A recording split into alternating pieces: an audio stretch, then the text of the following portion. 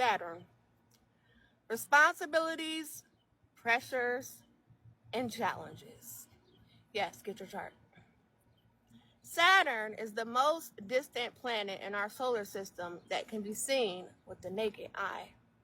In astrology, it represents the limits of the sensory world and deals with all kinds of limitations that must be faced in order to build strength of character. There would be utter chaos without the boundaries and limitations of Saturn, as there would be no definition of the self. Ideally, Saturn functions to provide form and structure to which the individual identity can express, thereby establishing clearly defined boundaries and responsibilities. Saturn also deals with the type of challenges, pressures, and insecurities you must overcome to build your identity successfully. There are no simple cures for Saturn issues. It is the one planet whose benefits require patience, persistence, and self-discipline. Of course, these are qualities that most of us are reluctant to develop, but Saturn has a way of forcing the issue. Responsibilities are a central issue for everyone's life. These vary from culture to culture, but everyone assumes a role in maintaining the social structure of their time. This social conditioning process begins very early in life as the parents offer guidance to a child as to the expectations of the family. This continues to evolve through the input of the schools, churches, and government, etc., as to the expectations society has of the individual. By the time the person reaches adulthood, the obligations and responsibilities provide the cohesive structure that becomes the backbone of life and ultimately gives the individual a role through which to express their identity. Saturn is experienced within you as a sense of pressure to maintain your self-identity, and your response to this pressure determines the outcome. If rebellion is your reaction, you will certainly experience difficulties and challenges. On the other hand, if surrendered to, this same pressure can be a tremendous source of character strength. Saturn only demands self-mastery. That's all. Every life and every relationship has its share of challenges. That much is for certain. How each of us handles these tests, however, is highly individual. Those who appear to have fewer relationship challenges often have simply learned to deal with any stumbling blocks that arise before they become major issues. Relationships provide a constant source of tests, as you must deal with your partner's expectations of you. Consequently, Saturn lessons will become either your weakest or your strongest link to your partner, depending on how well you handle pressure in your own life. Before you start dealing with relationship pressures, it is wise to develop skills in your personal life. This chapter will discuss the healthy function of Saturn with techniques and exercises to successfully deal with challenges in your own life and in your relationships, and then cover Saturn through each of the signs. Saturn lessons must be viewed from the perspective of first knowing that there are no irresolvable problems. When you can accept a challenge as your responsibility to resolve, Saturn will reveal the solution. Saturn never offers an easy path, but always a clear path that pays off over time. The solution is always intimately connected to the problem. When you try to push away your challenges, you unwittingly push away the skills that are necessary to overcome them.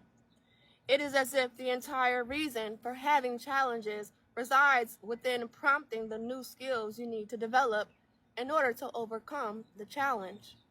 Your higher mind is sending you specific tasks when it deems it is in your best interest to learn the new skills required to surmount the challenge. There is definitely a skill to facing difficulties head on, and then extracting the skills they encase. But once you learn this, you have stumbled upon the golden egg of opportunity. From this point forward, you allow yourself to accept the challenges as appropriate and grow from them, instead of viewing them as adversaries and backing away from them. Hi. Challenges become opportunities to test how far you have come, and they awaken your perception as to where you still need to work. In each and every obstacle lies a lesson for you. Look for it and learn from it. One nice thing about Saturn issues is that they always come pre-announced. Saturn issues do not come out of the blue, totally unexpected. When you get to the Uranus chapter, you will learn about the unexpected. But with Saturn, there's always a buildup of pressure first.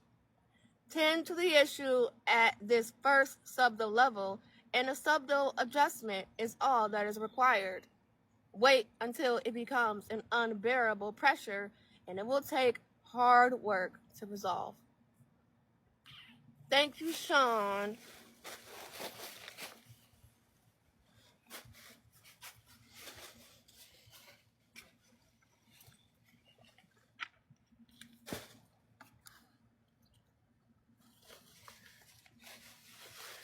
Okay, that's better. That is how it is with Saturn. Listen to the whispers or listen to the shouts, but eventually you will have to deal with the issues it presents. If you are driving down a highway in your car and you hear a strange noise come from the engine, what do? My bad. If you tend to turn up the radio to deal with the situation, you are ignoring the whispers, and soon you will have to deal with the shouts. Discipline is required to deal with Saturn's challenges, whether it be self-discipline or discipline imposed on you through confrontations with authorities. Individuals who practice conscious self-discipline have fewer outer challenges to face. They have consciously aligned with the work required from Saturn, and in doing so have removed the need for pressure from the outer world to prod them along. With Saturn challenges, you always have the opportunity to delay the process. You can put it aside and not deal with it if you so choose. But the lesson always returns. Those who have not learned that all relationships have their share of problems have a habit of calling off relationships each time they reach a point of confrontation. It is easy to say that the other person was wrong and the problems in the relationship resided within that person. The pattern is one of ending the relationship and then once again beginning the search for a person who is more suited to your needs. This is like changing your shirt to fix a bad back. It may be through a different time, a different face, or a different place, but one way or another, the same lesson will return to you. On the other hand, when you accept personal responsibility for a challenge and learn the lessons, it does not return. Also, you will find that the challenges become more subtle as you develop the capacity to perceive them sooner, while they are in a less aggravating state, instead of waiting for them to become full-blown crisis situations that demand attention. Learning through experiences. Boy, I really learned something this time. How often this is said when we pick ourselves up after falling flat on our face. But is this statement accurate? Learning takes place not simply as a realization, but as an active process that occurs when you change behavior based on your experiences. It would be more appropriate to say, boy, I really became aware of what I needed to learn this time. Experience will show you that lessons repeat themselves until behavior is changed. In the attitude of growth, after confronting a challenging situation, you become aware of what you need to do to avoid similar problems in the future.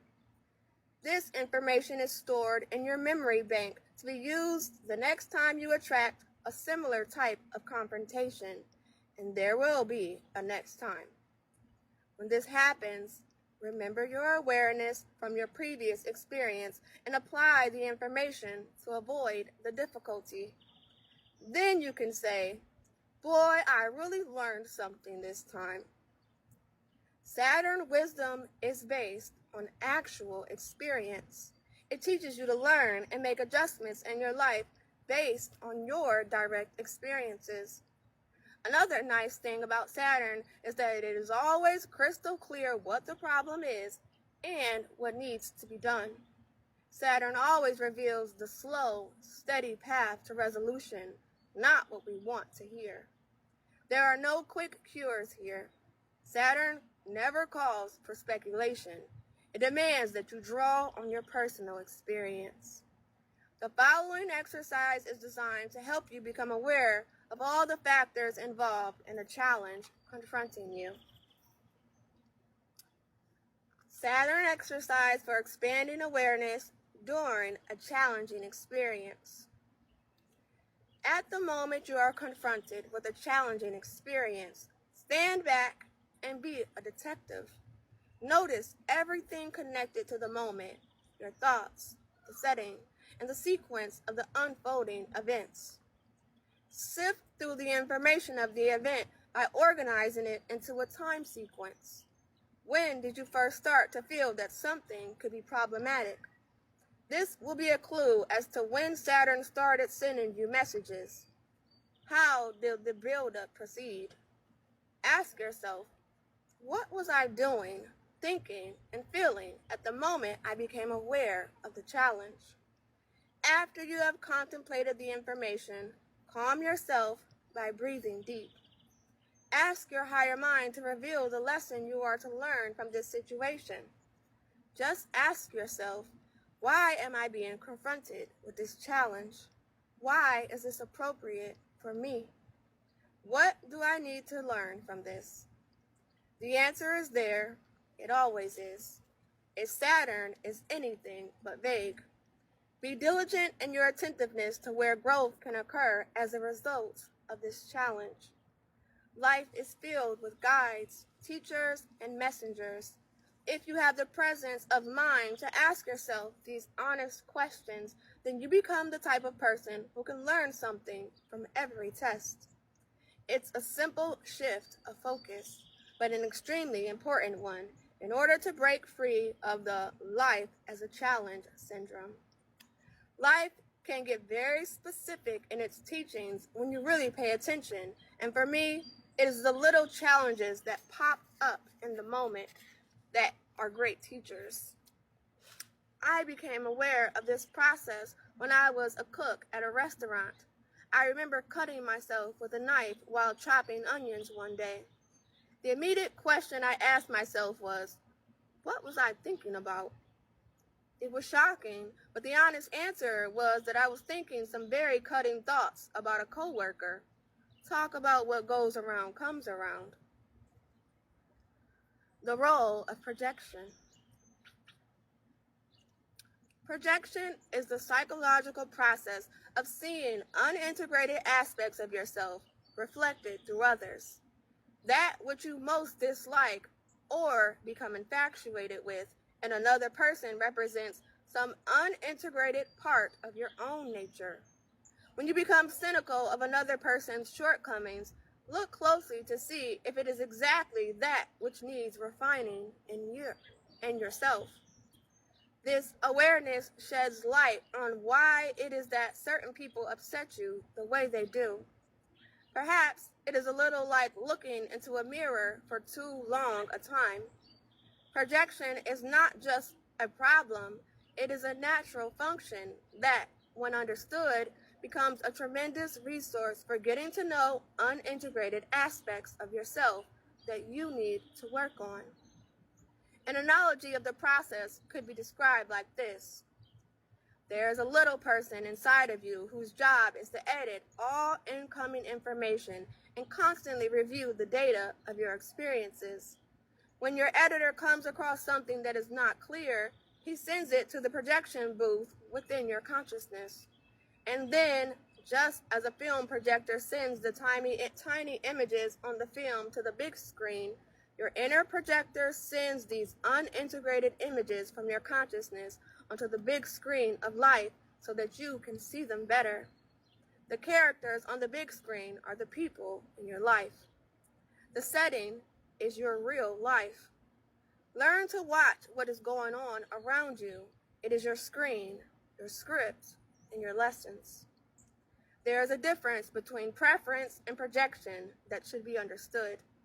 Preferences are natural choices you have made, the likes and dislikes that reflect your values and tastes. Projections, however, are psychological reactions. A projection is measured by the strength of the psychological reaction you experience. If you are in a restaurant and notice you do not like someone's loud voice at the next table, this is your preference. But if that same loud voice gets you so upset that you cannot focus on anything else, this is likely a projection. This would indicate that some part of your character is unclear and unintegrated as you witness the loud social behavior. The range of possibilities stretch from having a fear that you are like that yourself all the way to the possibility that you may be totally inhibited when it comes to expressing yourself in public. As you become skilled in the art of reading your projections, you will be able to recognize why the particular situations are there in your movie. It takes a great deal of character strength to be able to look at the hidden aspects of your psyche because the revelations are not always flattering. Learning to recognize problems in a relationship as clues to projection will alter your awareness of these challenges. Instead of feeling that the problem is exclusively the other person's fault, you become aware of a hidden lesson to be learned through this current difficulty. This insight gives you a greater sensitivity and respect for the challenge. In the introduction in this book, it was stated that the first and foremost relationship that each of us develops is the relationship with our inner self. When you are aware of the process of projection, you realize many of your challenges in relationships are a representation of challenges you are having with your inner partner. Instead of being hurt and frustrated when you come across difficulties, you can become extremely attentive and start asking yourself, why is this challenge appropriate for me? Why have I attracted this particular situation into my life? Why do I have such a strong reaction when it occurs? With these honest questions will come honest answers. More of the magic of life becomes apparent as you realize the answer is always encoded within the problem. When you deny its existence as a problem, it will continue to crop up through projection.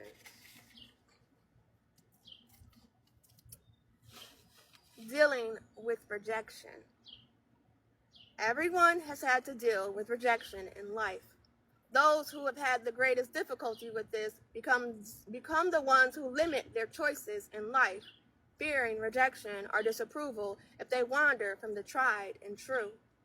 There is a saying concerning love that is most certainly an understatement. Love is a risk. You might get hurt.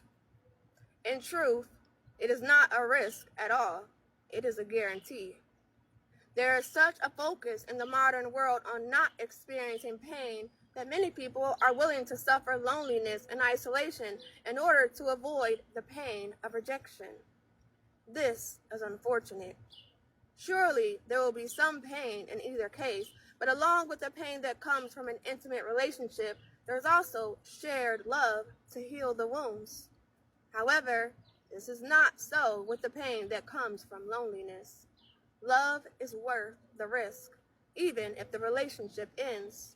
Even then, it is better to have loved and lost than never to have loved at all. A common response to the fear of rejection is to get out of the relationship before very much of your heart is on the line. People who keep changing partners before any real love can develop, or demanding so much control that they push the beloved out of their life, are prime examples. To totally confront your feelings and vulnerabilities with another takes time.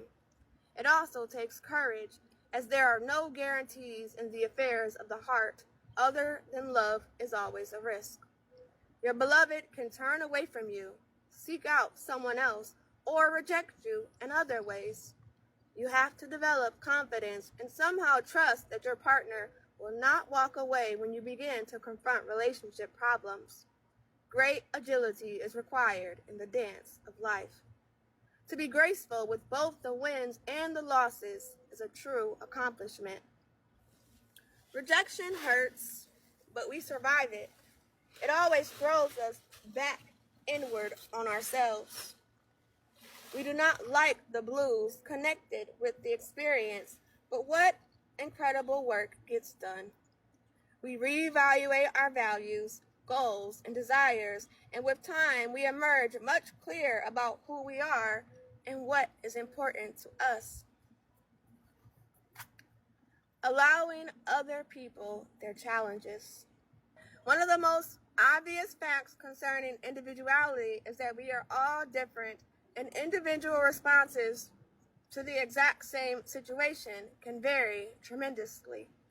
Some things come naturally and easy for us, and other things we learn only through great effort. For example, one person might find adapting to change very easily, while sticking with a project until it's completed is difficult for them. Another person might be exactly opposite in this regard. One of the biggest challenges in relationships is accepting this simple truth. What is easy for you is not necessarily easy for your partner, and what is difficult for you is not necessarily difficult for your partner. It is unfair to assume how another person should perform. No one can be responsible for another's actions, but this premise is often tested, particularly in the closest of relationships. You can feel so connected to the people closest to you that it can feel like they are representing you every time they speak or act.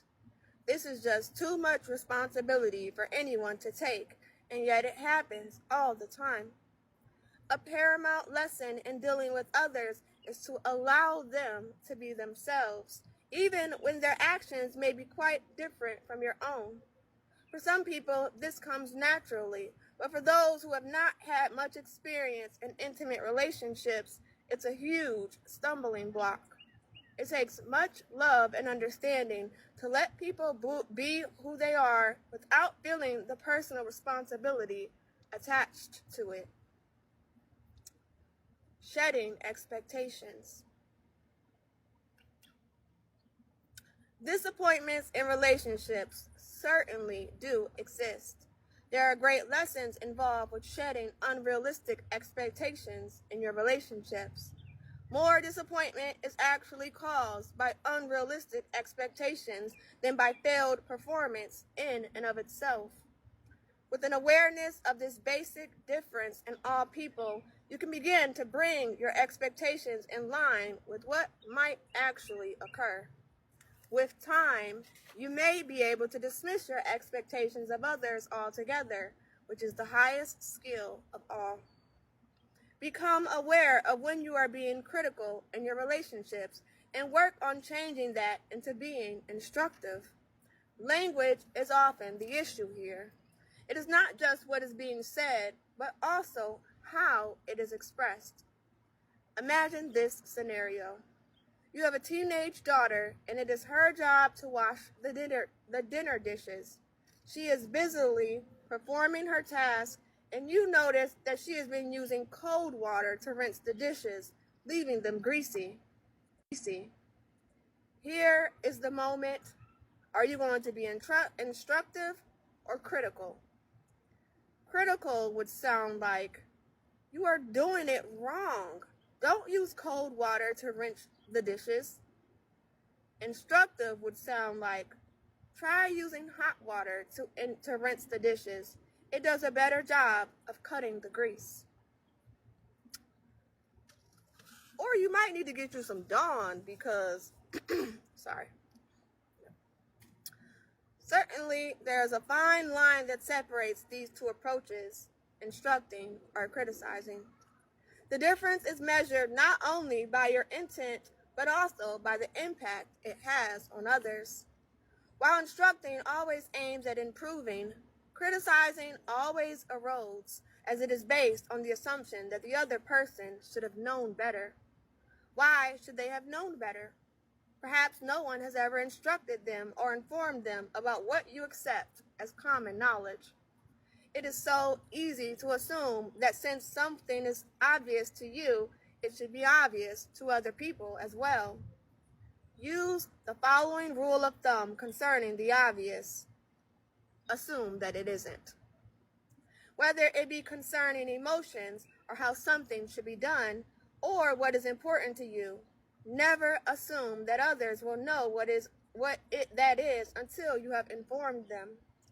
In the closest of relationships, there is a balance of teaching and receiving. No one has all the answers all of the time. We each trade roles. Many teachers have said that to love God is easy. God is perfect. But to love other human beings with all their imperfections, that is difficult. From challenge to solution, how long? There is no such thing as a relationship without challenges and difficulties, and no such thing as a life without some problems along the way. No matter how far along you are on your path to self-perfection, you will never get to the point of never making any more mistakes. As one teacher said, it is easy to know if you still have work to do on yourself. If you are still in a body, you've got work to do. When you realize this, it becomes absolutely apparent how futile it is to hold others in judgment for making mistakes. One thing that helps in resolving relationship conflicts is shortening the amount of time it takes to restore your balance with each other. Say you have a falling out with your partner. Nothing too unusual about that. How long does it take you to get back on solid ground? Some couples never get back on terra firma. They let the ground underneath them wash away until the foundation of the relationship essentially dissolves, and off they go, seeking a new relationship that does not have problems. It is amazing how many people believe that having a problem in a relationship is a valid reason to contemplate severing the tie. The truth is, you're going to be reason to contemplate severing the tie. The truth is, you're going to be working through a variety of situations and problems with those who are closest to you. And if you accept this as a very natural part of the territory of togetherness, you won't be so shocked when a challenge appears. Work on shortening the amount of time it takes to get back to a healthy place of relating after a falling out with your partner. Picture the image of your relationship as a life raft floating on the ocean. A falling out is a falling out for both people. During a crisis in a relationship, both partners are floundering around in the ocean, but eventually one of you is going to get back to the raft. Make a pact with your partner that whoever gets back to the raft first will help the other person also get back on board. What stands in the way of this helping attitude during a problem is vindictiveness. This is when you believe that your partner deserves to be floundering because they created the problem in the first place. Realize that even if they are at fault, there will be other times when the fault is yours. Let go of blame, learn what you need to do from the situation, and get the relationship back to a healthy place as quickly as possible. My wife and I have been together for over 40 years at the time of this writing. Our early years together were passionate and stormy. Over the years, we had worked at the principles in this chapter, and although I believe we had just as many issues now as we ever did, we had shortened the time considerably that it takes to work through the rough spots. This is the nice thing about Saturn. Our ability to work within its lessons improves over time. Saturn through the signs. In the following section, interpretations of Saturn through each of the signs will be presented. Information is given as to how your Saturn lessons will affect your personal growth and how they will affect your relationships for both you and those with whom you are relating. Since Saturn's issues are difficult to integrate within yourself, they often get projected as the characteristics and traits we dislike in others. In dealing with Saturn, problems arise through two different responses to an issue. One is overcompensating, which happens when you place too much importance on the pressure of the Saturn issue to the exclusion of the other parts of your life. The other occurs through ignoring the challenge of Saturn within yourself, thus allowing the problem to occur through the process of projection. You cannot see the source of the problem within yourself, so you project its traits onto others. The nature of the challenge, overcompensation tendencies, projection tendencies, and a balanced integration of Saturn challenges and responsibilities will be presented for each of the signs.